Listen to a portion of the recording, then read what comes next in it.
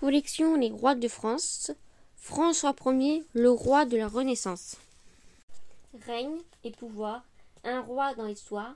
François Ier, chevalier et mécène. François Ier a imposé l'image d'un vaillant guerrier, d'un immense mécène. Il règne 32 ans sur une France imprégnée des nouvelles idées de la Renaissance, en marche vers la modernité. François d'Angoulême, né à Cognac en Charente, le 12 septembre 1494. Il est le fils de Louise de Savoie et de Charles d'Angoulême, descendant du roi Philippe VI, membre de la dynastie capétienne des Valois qui règne sur la France depuis 1328. François voit le jour sous les auspices d'une guerre entreprise par Charles VIII en Italie, marquant le début d'une longue rivalité avec les Habsbourg d'Autriche qui durera 160 ans. La mort soudaine du roi en 1498 propulse Louis XII sur le trône de France, bouleversant l'ordre de succession. Héritier de la maison d'Orléans, il est le cousin de François qui devient le premier prince de sang. Il grandit alors au château d'Amboise, dans la vallée de la Loire, sous la protection du roi et la tutelle du seigneur de Boissy, Arthur Gauffier. Amateur de poésie et avide de connaissances, il devint un jeune homme éclairé à la carrure impressionnante. Pour renforcer ses chances d'être un jour le maître du royaume, sa mère négocie un mariage avec Claude de France, fille de Louis XII, et Anne de Bretagne. Le 8 mai 1514, l'année suivante, aura lieu son avènement. Le roi chevalier. François Ier est sacré à Reims le 25 janvier 1515. Bercé par les histoires de chevalerie, de triomphe et d'honneur, il poursuit le grand rêve italien de ce prédécesseur en se lançant à la conquête de son héritage. Milanès, le défait de Novare en 1513, qui avait fait perdre Milan au royaume, restait une blessure vive dans la mémoire des Français. Alors, la victoire magistrale du roi à Miragnons, le 14 septembre 1515, immortalise la légende du roi chevalier adoubé par Bayard. Ce succès lui permet de s'allier au canton suisse par la signature de la paix perpétuelle à Fribourg le 21 novembre 1516, garantissant leur neutralité dans les conflits futurs. François Ier vient de prendre l'Europe par surprise, éveillant la crainte du pape Léon X de le voir poursuivre sa route jusqu'à Rome. Il organise une rencontre afin de négocier le concordat de Bologne le 18 août 1516. Ce traité reconnaît la suprématie du souverain pontife sur les conciles et accorde le droit au roi de France de nommer lui-même le titulaire des sièges ecclésiastiques. La paix s'installe, entraînant un véritable âge d'or pour le commerce. La bonne fortune du roi semble totale lorsque la reine Claude lui donne un premier fils en 1518, puis un second, le futur Henri II, en 1519. Mais la même année, Maximilien Ier de Habsbourg meurt, ouvrant la succession au trône impérial. L'encre des traités à peine sèche, une nouvelle guerre se désigne quand Charles Quint est sacré empereur le 23 octobre 1520, faisant peser une lourde menace d'encerclement sur la France. François Ier tente alors en vain de nouer une alliance avec Henri VIII d'Angleterre lors de la luxueuse entrevue de Candédra d'Or, trahi par le Canada de Bourbon, puis vaincu à la bataille de la Bicoque en 1522. Le roi de France perd le Milanès avant de subir l'humiliation de sa capture à Pavie le 24 février 1525. Le roi bâtisseur. En Italie, François Ier est séduit par le vaste des palais et fasciné par ce nouveau langage de formes déployées et architecture par les maîtres de la Renaissance. Mécène et collectionneur ébloui par les peintres florétains, il ne cesse d'envoyer des émissaires quérir des nouvelles œuvres. À Milan, submergé d'admiration pour la scène de Léonard de Vinci, le roi invite le vieux maître en France. Il s'installe à Clos-Lucé, près d'Amboise, et le nomme premier peintre, ingénieur et architecte du roi. Léonard met son expressionniste au service des projets architecturaux ambitieux qui contribuent à transformer le royaume. Sous la protection du roi artiste français, les Italiens se mêlent, donnant vie à une révolution culturelle. La Renaissance française, François Ier s'attelle également à forger une unité du royaume et réforme l'armée et l'administration en renforçant l'autorité de la couronne. C'est aussi l'émergence d'une classe bourgeoise qui remplacera peu à peu la vieille noblesse d'épée pour constituer une force nouvelle, alliée du pouvoir royal, la noblesse de robe, dans la seconde partie de son règne, tout en continuant à fouler la poussière des champs de bataille. Il deviendra père des lettres. Il tiendra une place de choix dans l'histoire de l'humanisme. Ainsi, il contribuera à transformer la vision d'une société qui croyait revenir à l'âge d'or de l'Antiquité, alors même qu'elle inventait tant de choses.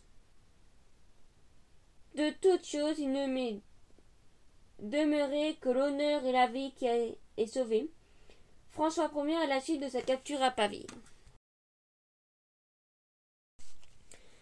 Patrimoine et progrès, l'héritage du roi. L'architecture Renaissance. La Renaissance se développe sous l'égide de François Ier, roi bâtisseur qui fait vaciller les châteaux forts et sombrer l'art du Moyen-Âge au profit d'une architecture moderne. Pendant ses premières campagnes guerrières en Italie, François Ier découvre la magnificence du palais antique, le luxe des villas, le vaste des églises et l'extraordinaire savoir-faire des maîtres de la Renaissance. Léonard de Vinci, Broman, Raphaël et Michel-Ange ont inventé de nouvelles frontières artistiques éblouissantes. De retour en France, le jeune roi victorieux Amorégon veut construire un palais à sa mesure qui affirmerait sa grandeur et pérennerait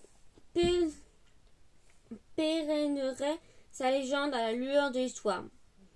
Infatigable bâtisseur amoureux des arts, François Ier se lance alors dans une politique de grands travaux et impulse la rénovation comme l'élévation des plus beaux châteaux du royaume. Les grands seigneurs imitent le roi et consacrent leur fortune à l'édification des demeures éclatantes dans l'espoir de la recevoir. Un nouveau style.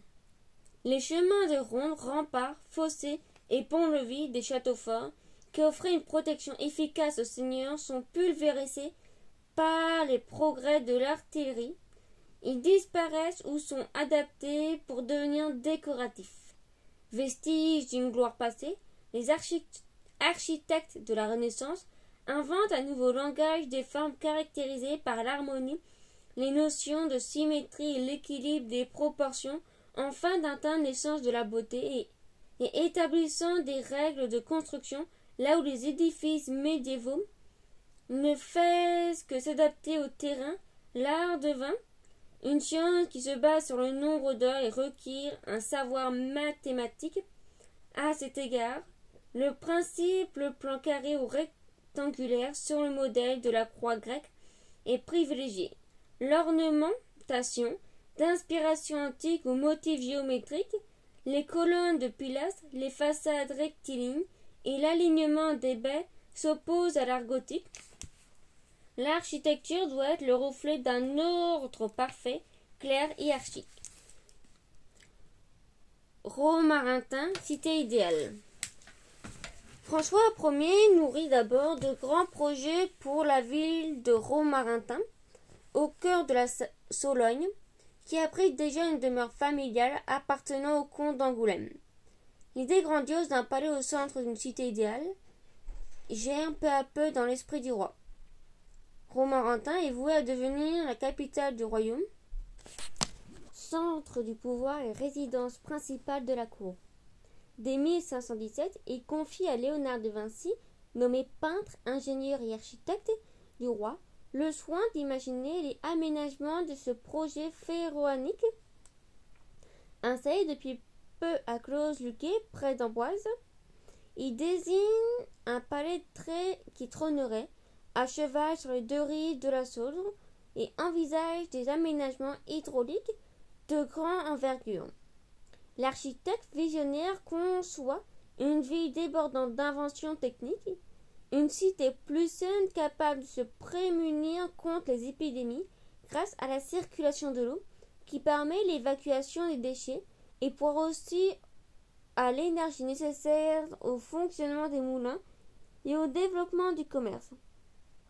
Il songe même à relier l'Atlantique et la Méditerranée par un réseau de voies navigables qui passerait par la cité royale. Malheureusement, Léonard de Vinci meurt le 2 mai 1519, emportant avec lui la cité idéale de Romorantin. Les espoirs du roi se tournent alors vers un autre rêve qui deviendra réalité, Chambord. Chambord, miroir du pouvoir. Grand amateur de chasse, le roi imagine Chambord au lieu et place du château fort édifié au XIVe siècle dans la vallée de la Loire, à la lisière d'une immense forêt gibaouaise.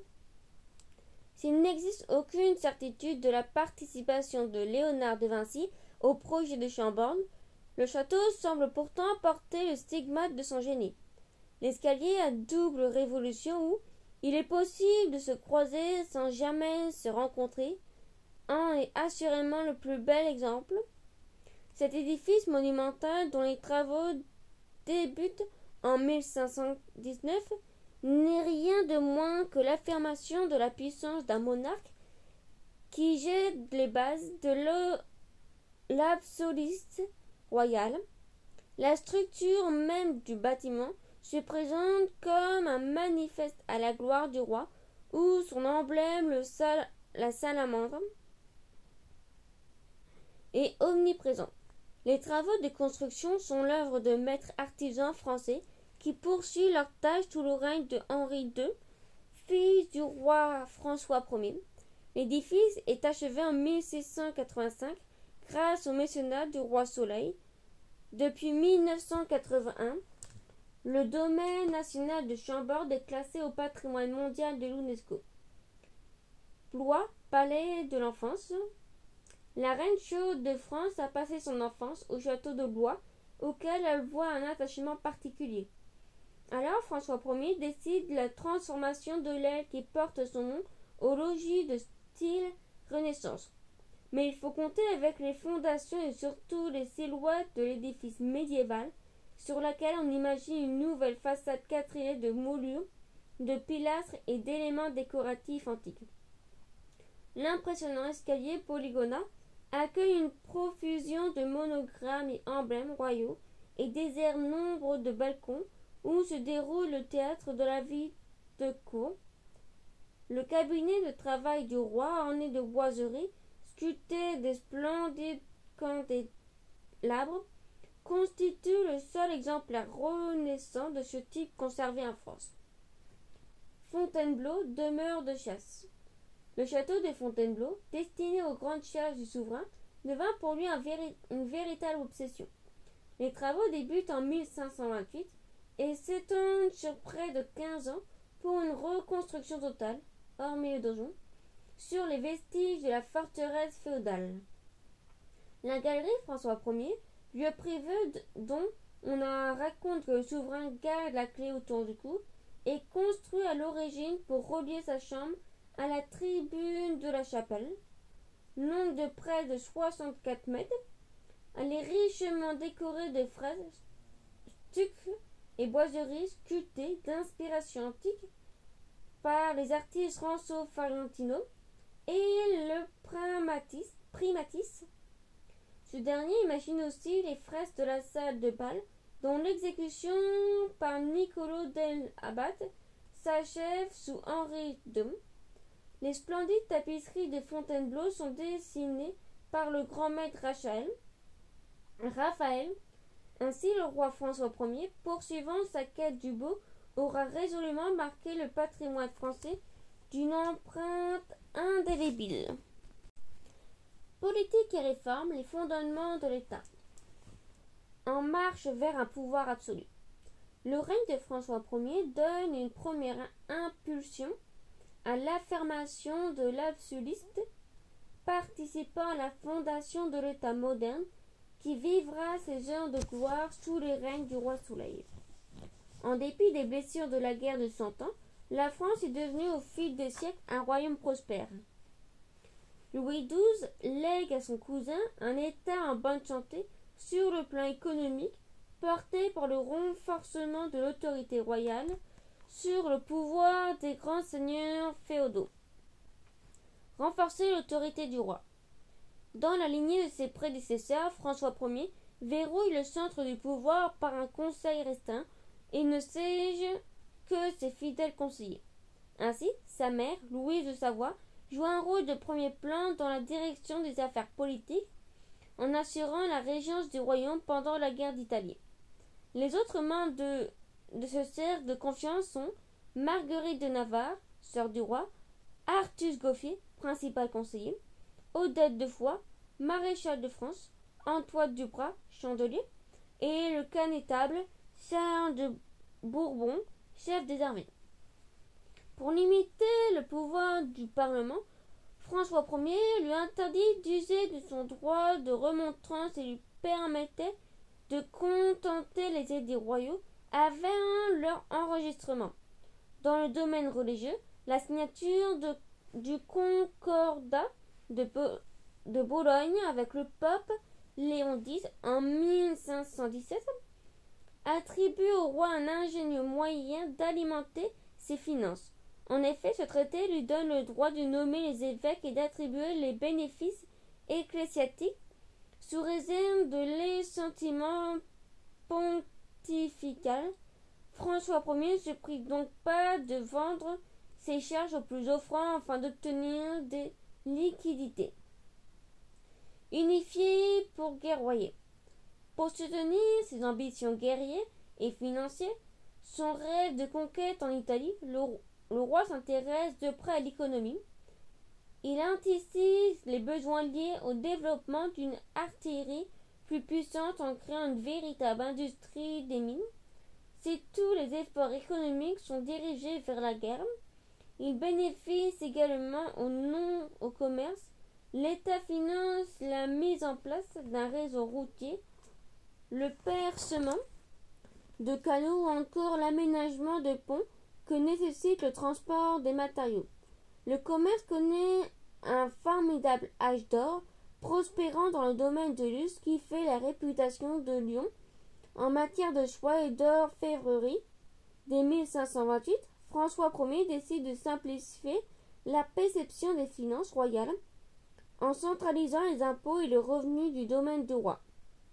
Dans le même élan, il réforme l'armée et constitue un corps de métier payé par l'État, mais les coûteuses guerres d'Italie saignent à blanc les finances du royaume.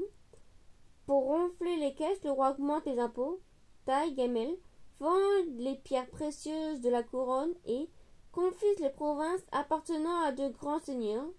Charles III de Bourbon, héros de Marignan, consacré connétable en 1515, fait les frais de cette politique autoritaire. Ces domaines, la Marche, la Bourbonnaise et la Forez rejoindront, avec le duché de Bretagne légué par Claude de France, la possession royale. La disparition de ces grands seigneuries indépendantes qui résidaient encore à l'autorité du roi favorise l'unification du royaume. L'émergence de la bourgeoisie. François Ier affirme son absolutisme pour l'éclat des arts et l'organisation d'une vie de cour étincelant dont nous devons le mécène. Pour affirmer sa gloire et son rang, il force l'expression car tel est notre plaisir et devient sa majesté. Mais la vieille noblesse d'épée, celle qui a combattu et vaincu les ennemis du royaume au prix du sang, résiste à ces nouveaux usages qu'il juge humiliants. Alors, le roi s'appuie sur les marchands et les banquiers qui financent ces guerres, inspire l'émergence d'une nouvelle force, la bourgeoisie. La fin du Moyen-Âge voit le développement des pratiques bancaires et ces classes sociales naissent revendiquent bientôt des responsabilités politiques à la hauteur de la puissance économique.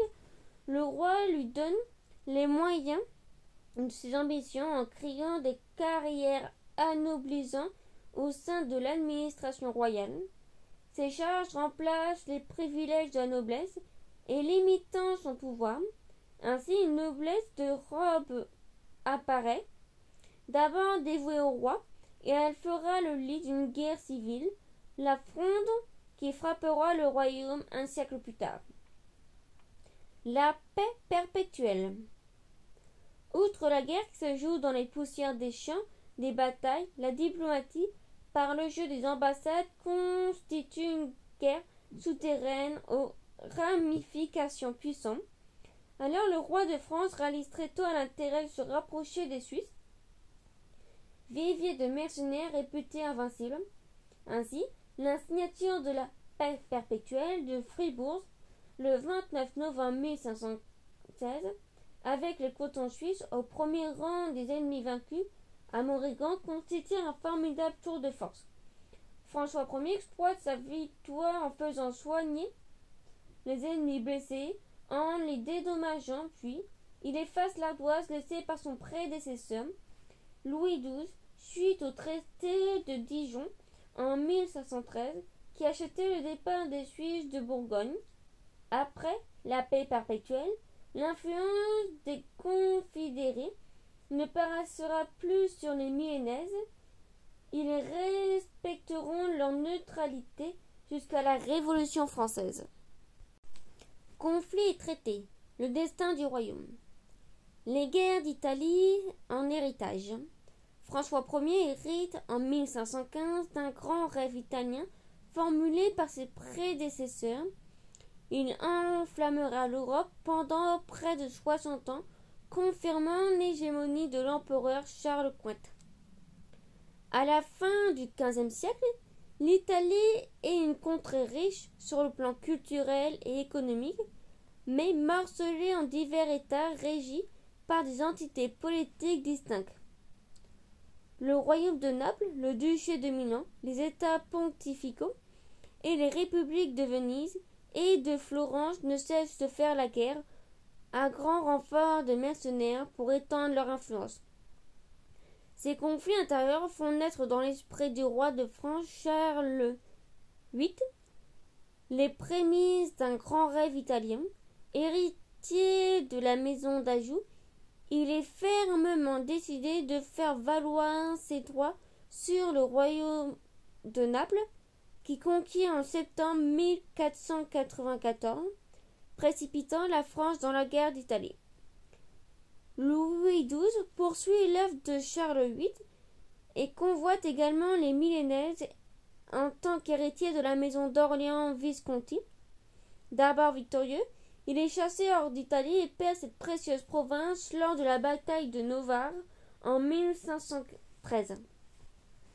La victoire de Morrigan, 1515, lors qu'il accède au trône de François le 1er janvier 1515, François Ier, jeune roi de 20 ans, nourrit l'ambition de rétablir la présence française en Italie et prétend reconquérir son héritage, le Milanaise, détenu par Maximilien Foggia, qui s'attache le soutien des Suisses, du pape Léon X et de l'empereur Maximilien Ier de Habsbourg.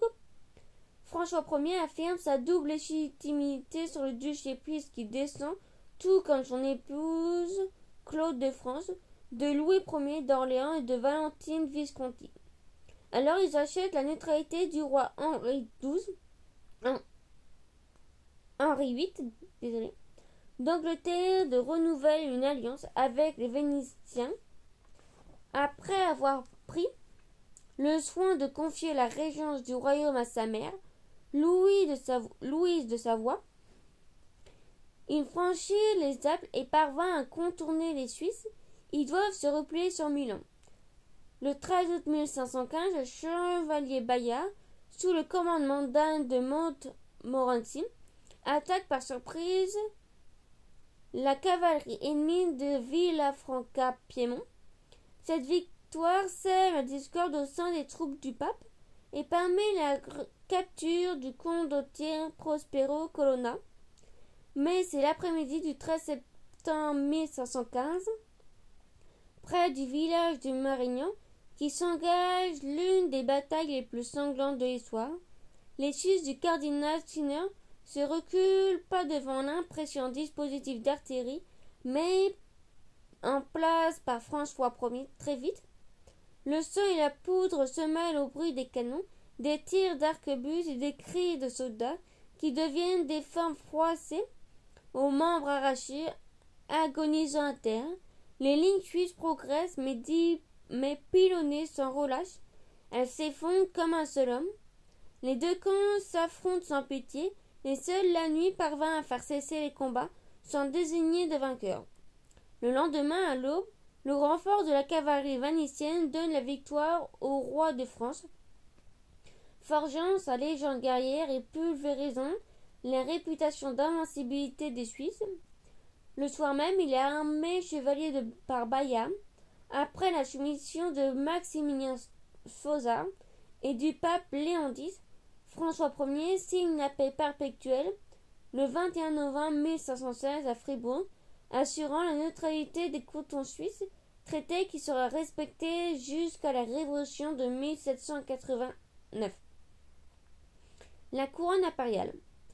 François Ier ayant rattaché la Mélanie au royaume de France, la paix semble se rétablir en Europe, mais après la mort de l'empereur Maximilien le 12 janvier 1519, il faut compter avec un nouveau conflit, une compétition pour sa succession. Tichardt de Habsbourg semble être l'héritier légitime du trône. François Ier craint que son élection ne lui confère un immense pouvoir, lui qui règne déjà sur l'Espagne, Naples, la Franche-Comté, le Pays-Bas et le Nouveau Monde. Le roi de France, l'esprit imbué par le rêve d'un empire à l'égal de Charlemagne, entre dans la compétition intendant d'acheter les voûtes des princes électeurs allemands. Finalement, Charles est le roi des Romains et sacré à Aix-la-Chapelle le 23 novembre 1520 sous le nom de Charles Quint. Ses adversaires cherchent alors à consolider de nouvelles alliances afin de contrer de puissance du nouvel empereur, portant les guerres d'Italie au centre d'un conflit global sur le théâtre européen dans le but de nouer une coalition avec Henri VIII d'Angleterre contre Charles Quint. François Ier organise la rencontre du camp de Trappe d'Or du 7 au 24 octobre 1520. Malgré le décor luxueux construit pour l'occasion et l'organisation de nombreuses réjouissances, Henri VIII restera secrètement attaché à l'empereur. La défaite de Pavie, 1525. Après cette redistribution des cartes, une nouvelle guerre éclate en 1521. La position française en Italie s'effondre face à la puissance armée de Charles Quint. La défaite de François Ier lors de la bataille de Picoque, le 27 avril 1522, le contraint à se retirer d'Italie. L'ancien connétable Charles de Bourbon, compagne d'hier à Marignan, décide alors de changer de camp et incite l'empereur à poursuivre l'armée française en déroute pour envahir la Provence en 1523. Au même moment, les Anglais attaquent la Bretagne et la Picardie depuis Calais. Le roi de France parvint à repousser les impériaux qui menacent Marseille et décide de poursuivre l'offensive pour reprendre Milan. La ville se rend sans opposer de résistance et François Ier avance vers Pavie, qui assiège à partir du 27 octobre 1524. Mais Charles Quint renforce ses troupes grâce à son fidèle conseiller Charles de Lannoy. Le roi de France commet alors une erreur tactique, dispersant son armée en envoyant des troupes vers Naples. Les impériaux, commandés par les traîtres Charles de Bourbon, saisissent l'occasion pour engager le combat dans la nuit du 23 au 24 février de 1525, ouvrant une brèche qui surprend les assiégeants. S'ensuit un véritable massacre qui met l'armée française à genoux, et où le chevalier de la Trémoine et la police ou encore Gauffier de Bonnivet trouvent la mort. Humiliation suprême, le roi François Ier est capturé puis détenu en Espagne par Charles Quint.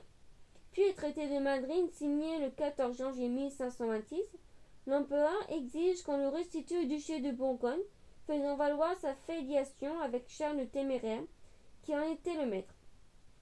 Louis de Savoie accepte de lui céder, ainsi que le Charolais. Elle consent à abandonner la revendication de l'Artois et de la Flandre, et renonce aux prétentions italiennes. François Ier est libéré, laissant ses 2 fils en otage en Espagne. Mais il ne reviendra jamais les chercher. Il refusera d'honorer les termes du traité et la paix sera de courte durée. Vie et société, le quotidien au temps du roi. Les soldats du roi, portés par les récits héroïques de leurs aînés, les jeunes nobles suivent avec passion l'aventure effrénée de voyage en Italie et rêvent de briller à leur tour sur le champ de bataille. Les compagnies d'ordonnance, créées par Charles VII en 1445, sont les premières unités militaires permanentes et professionnelles à la disposition du roi. L'armée de François Ier est donc d'abord l'héritière de Charles, des charges de cavalerie à la lance et la chevalerie médiévale. L'art de la guerre.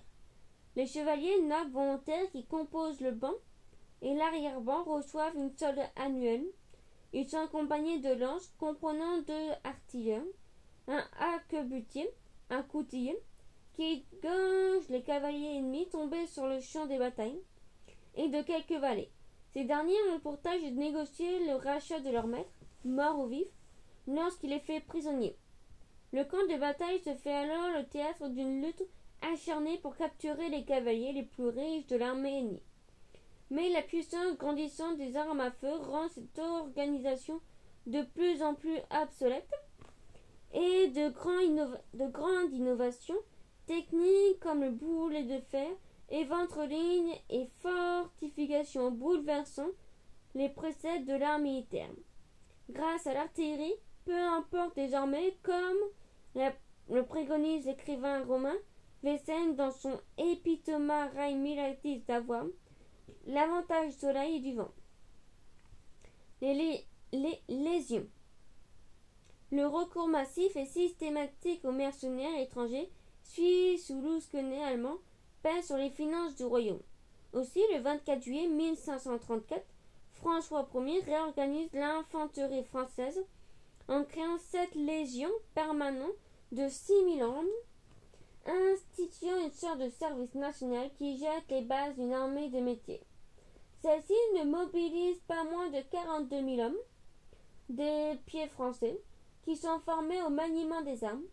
Le roi crée le service des vivres financé par l'impôt, la taille, pour mener à bien ses longues campagnes italiennes.